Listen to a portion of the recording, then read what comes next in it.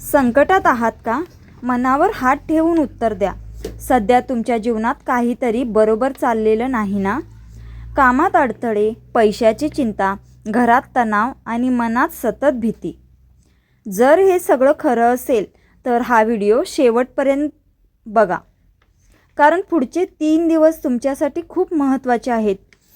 कधीकधी संकट अचानक येत नाही, ते हळूहळू सगळं अडकवत जातं आणि आपण विचार करत राहतो, हे माझ्याच बाबतीत का? अशावेळी माणूस 2 गोष्टी करतो, एक तर हार मानतो किंवा श्रद्धेकडे वळतो. आपल्या गुरूंचं नाव घेतो. स्वामी समर्थ यांचं नाव घेतलं की मनाला आधार मिळतो. त्यांचं एक वाक्य लोकांनी आयुष्यभर लक्षात ठेवलं आहे, घाबरू नकोस, मी तुझ्या पाठीशी आहे.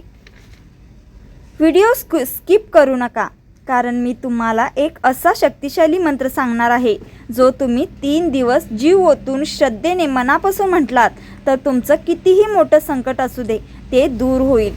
परंतु मनापासून श्रद्धेने केलं पाहिजे, तेव्हाच फरक जाणवतो. आता आपण पाहूया तो मंत्र कोणता आहे. तर स्क्रीनवर तुम्हाला हा मंत्र मी दाखवत आहे. ओम नमो भगवते स्वामी समर्थाय नमः. ओम नमो भगवते स्वामी समर्थाय नमः. हा तो शक्तिशाली मंत्र आहे. हा मंत्र 108 वेळा म्हणा.